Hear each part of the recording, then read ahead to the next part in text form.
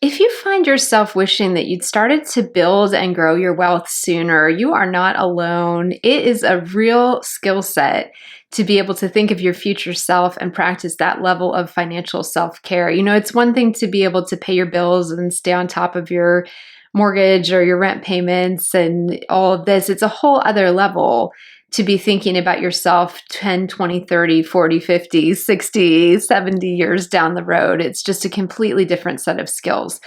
And so what I want to talk about today is some of the skill sets that I wish I'd had in my 20s that would have really set me up in a different place for where I am today. And I know I heard people tell me this or some of this when I was in my 20s, but I just want to put this all together for you in one place because I think back then, when it was before the internet was really a place where you could go to for a lot of advice, you were kind of relying on what family and friends were telling you, or maybe you talked to a financial advisor at your bank or something, but it didn't really give you a nice place to kind of put it all together, which is what I want to do here with my channel. So I'm so happy you're here. If you're new here, hello and welcome. I'm Sarah Edens, and every week I create new videos on wealth mindset and practical finance tips that will help you level up your money. So thank you for being here. Please go ahead and subscribe to the channel before we get started. And to all my current subscribers, thank you so much for being here and supporting my channel. I'm so happy to have you back. So let's dive right into the 5 wealth habits that I wish I had started in my 20s. The very first one that I wish I would have done, and you hear so many people talk about this, is automating my investments. It's a strategy called paying yourself first. And basically what this does is just take the decision making off of your plate.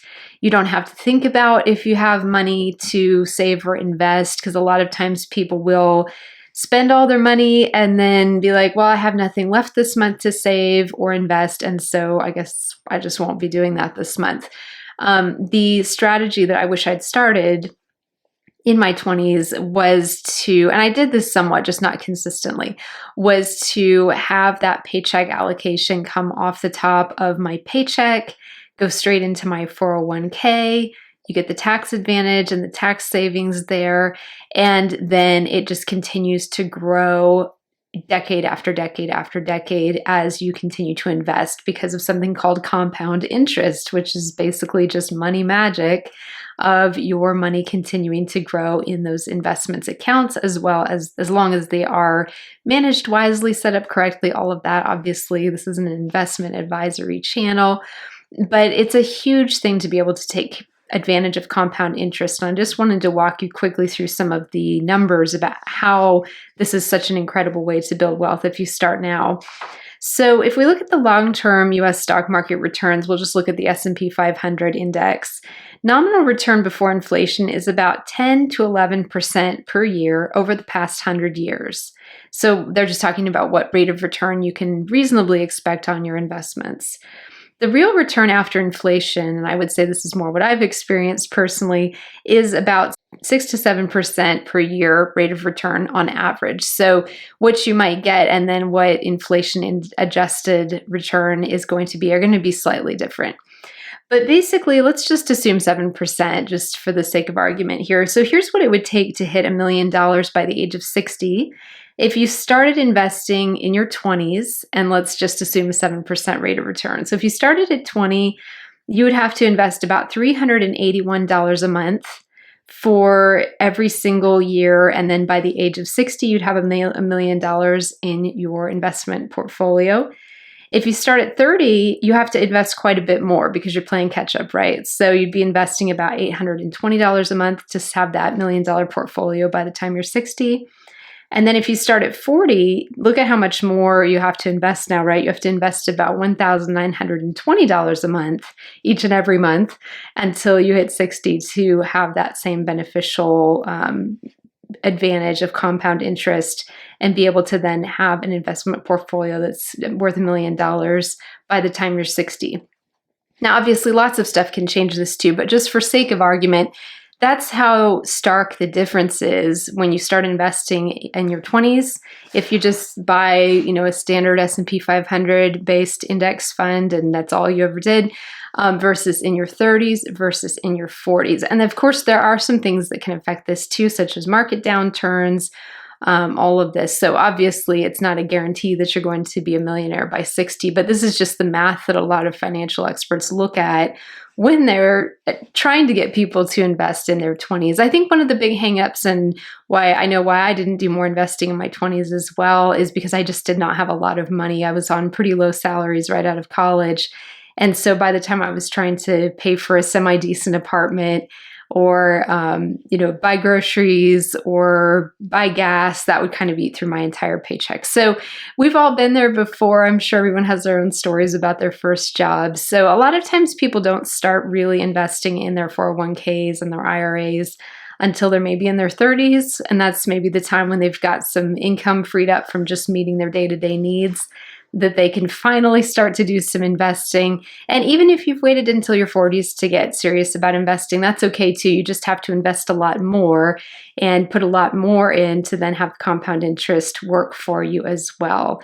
So that's kind of the one of the major things I wish I'd started earlier. And like I said, I know people probably told me this in my 20s, but nobody really explained it to me in a way that brought urgency to the situation and was like, you must start really prioritizing this now, because in your 30s or your 40s, if you wait, you'll have to invest a lot more than if you just start now. So that's the basically argument for going ahead and starting that as soon as you can. The thing to as well, the second thing that I wish I'd started in my 20s in terms of millionaire wealth habits is living below my means, but then making strategic upgrades. So I think that it's been shown in studies that as we make more money, we tend to then upgrade our housing, upgrade our cars, and spend more on food and dining out.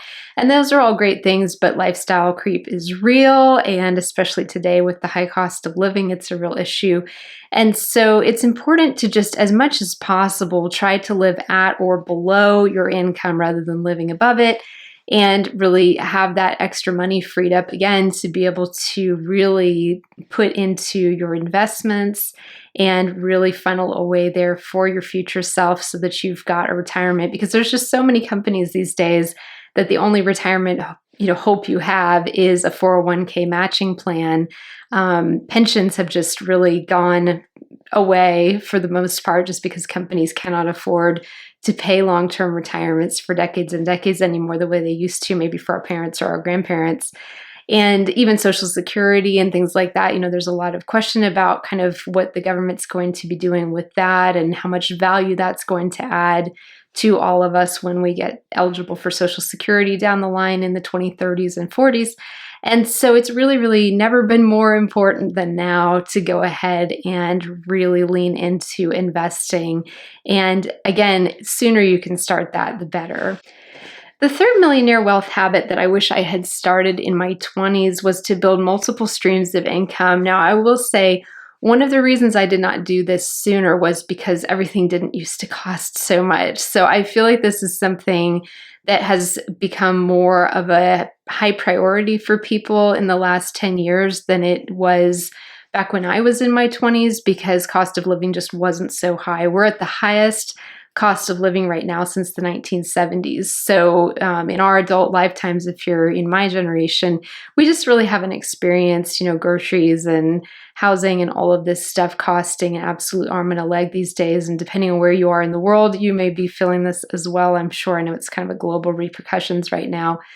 And so it really helps with the high cost of living to just be aware of like how many different ways can you have money coming into your household each and every month. Don't just be reliant on your income from your employer. Think about how can you start a side gig that can bring in some money. I have 2 businesses right now that I'm running. I have this one here on YouTube, and then I have an Etsy shop, which I will put up on screen and link to in the description if you're into vintage and luxury gifts. But it really is very, very helpful to think through kind of how many different ways can you bring money in. Even if you're running your own business, there can be a lot of different ways to be creating content that monetizes, to perhaps put books out on Kindle or Amazon KDP and do publishing. You can look into, if you don't already have a YouTube channel, I'd really encourage you to look into YouTube. There is enormous, enormous earning potential in YouTube. It is a huge amount of work, so I want to be completely honest with you about that. It is pretty much the most difficult thing I've ever done, but it's incredibly rewarding if you can really figure out how to get the algorithm to play ball with serving your videos to the right audiences, get your channel to grow, and you can just have the joy of being able to connect with so many interesting people around the world.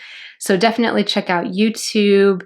There's just so many different ways to monetize, even within, underneath the umbrella of one brand. If you want to think about it that way, you don't even necessarily have to start multiple other businesses. Or if you have a corporate job, think about maybe a passion that you can monetize and start like a side gig doing that. So just be creative as creative as possible about this.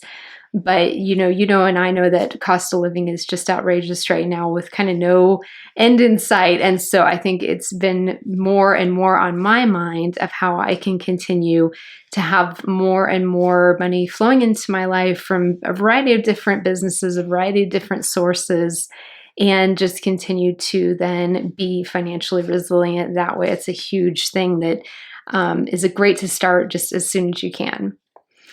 The fourth millionaire wealth habit that I wish I'd started in my 20s was networking and leveraging my relationships.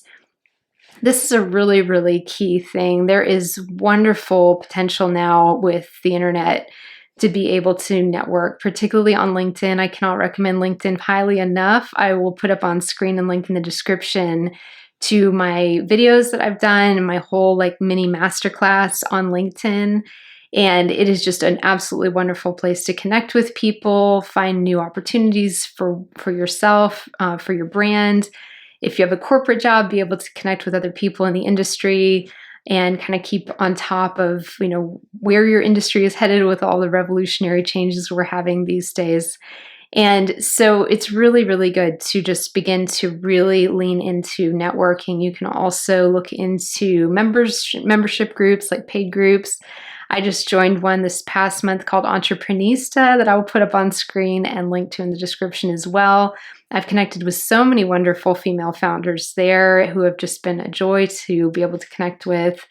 And it's just been really, really great. And just people that I would just never meet. Some of them are in other countries.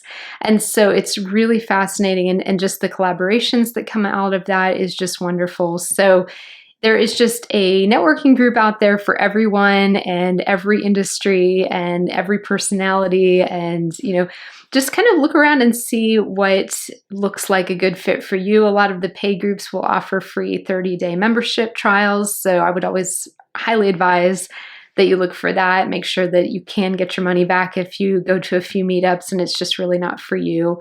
So really good to think about there. But I do love LinkedIn because it's completely free. You do not need to pay for LinkedIn Premium. You can just use the platform completely for free. And it's a wonderful way, again, to connect with just some of the stars in the industry that you're in and be able to just really have some wonderful ways to get connected with people who you just wouldn't meet in your city or town otherwise. And then the fifth and final habit that I wish I had started in my 20s was to really invest in both my financial literacy and in my wealth mindset. Those are two things that the sooner you begin to learn about money and finances, and the sooner you begin to really work on your mindset around money, rewrite your inner money narratives in a way that serves you better, the better. It's wonderful. And there's so many great resources today that were just not available in my 20s and are available now.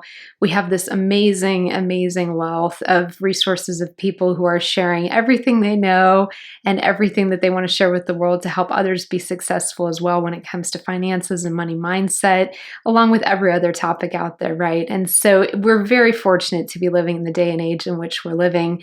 Because if you want to learn about something, it's at your fingertips, and odds are it's free or low cost to learn those skills.